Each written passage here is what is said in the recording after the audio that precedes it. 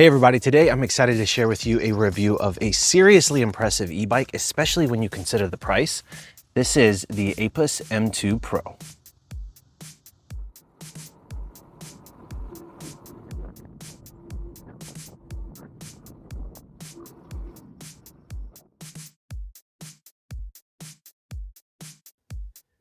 Now I'll get to how it is to ride, but first I want to take a look at the M2 Pro up close.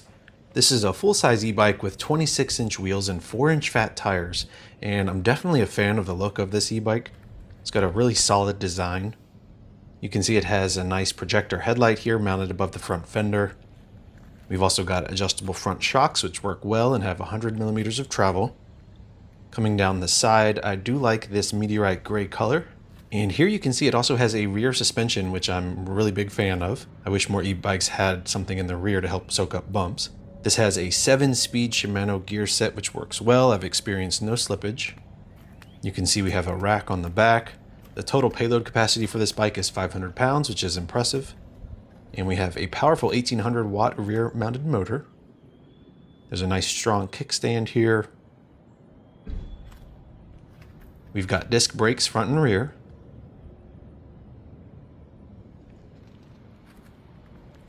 It's got a nice, wide, comfortable seat. At the handlebars, we have some ergonomic grips and all the controls. I'll go ahead and turn it on.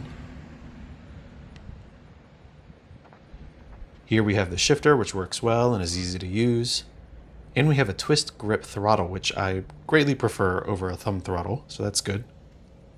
You can see the LCD display here. It's nice and bright and shows you all the pertinent information you'd want to see. And yeah, overall, I like the design of this M2 Pro a lot. It's well built and looks good. And it wasn't too difficult to put together either.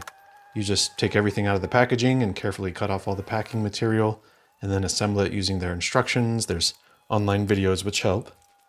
Luckily, it didn't need adjustments to the brakes or the gears like some other e-bikes I've tested. Now, taking a closer look at its specifications, like I mentioned, the M2 Pro has an 1800 watt motor that produces an incredible 110 Newton meters of torque, allowing it to climb steep gradients and go up to 36 miles per hour. I've actually had it faster than that.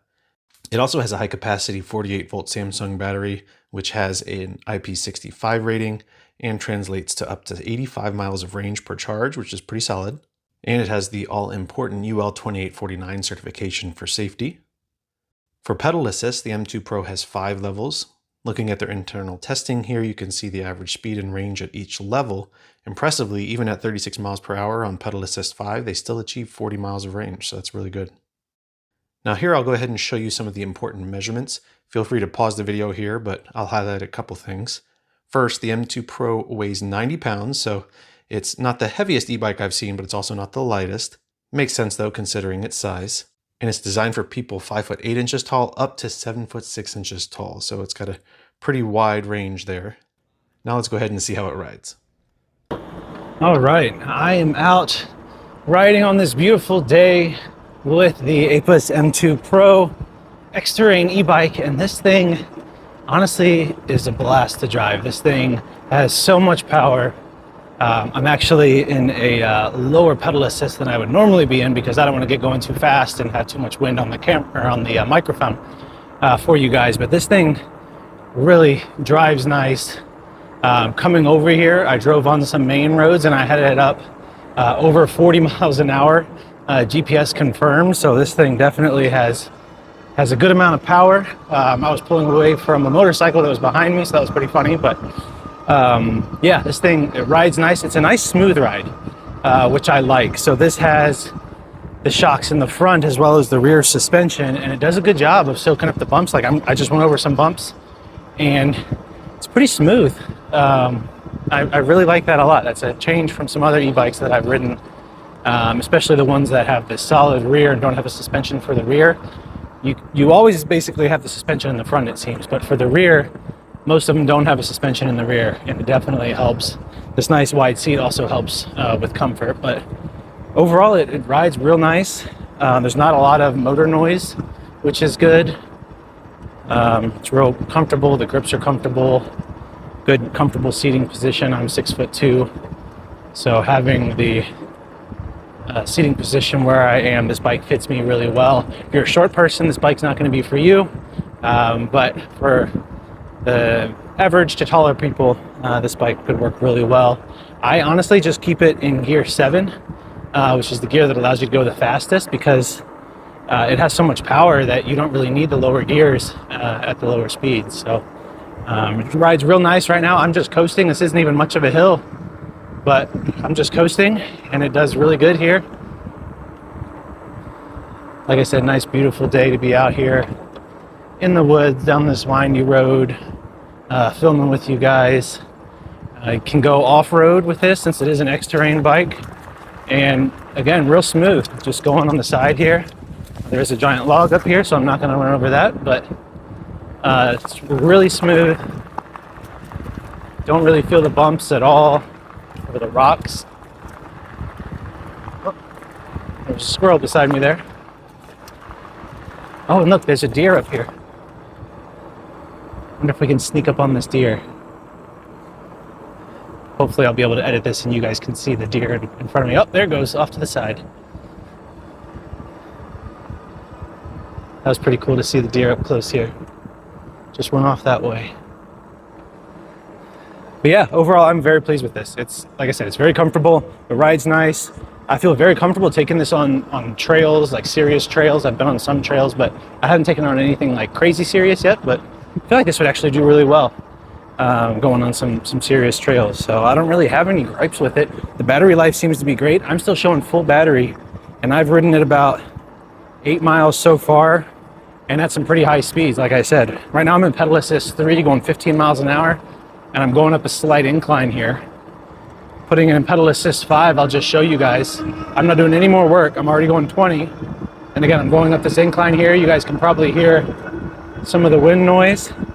This is a cadence sensor, so as soon as you basically are pedaling, it'll go. So I'm not actually putting any force down right now. I'm just turning the pedals, and it's just going. I'm going 23, 24, 25. And as soon as I stop pedaling, then it stops accelerating, but it rides real nice, still going 23 miles an hour here on this flat section. And I'm very happy with this bike, especially for the price. I gotta be honest. I did not have the highest of expectations because of the price for this. And I feel like they could sell this bike for twice as much as they do and still have it be a solid deal for what you get.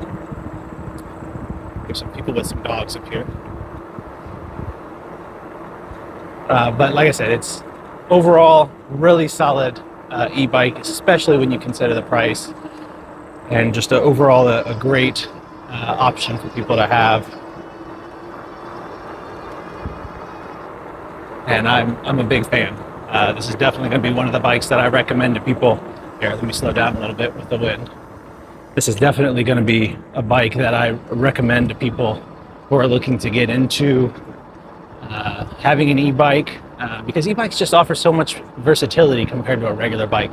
At first, before I got e-bikes, I thought, man, I don't really need an e-bike. Like, I can just ride a regular bike. But when it comes to riding, sometimes, I mean, you're going to get tired. You're going to run into hills that are just huge, and having the flexibility to kick up the pedal assist or to just do throttle only. This has the twist throttle, which I really like, and just doing throttle only, you can just sit here and it goes. I can increase the power here, and I'm going uphill right now and it's still accelerating 18 miles an hour, 19 miles an hour. Like, that's so convenient to have if you are getting towards the end of a bike ride or you're getting to a portion where you are really tired.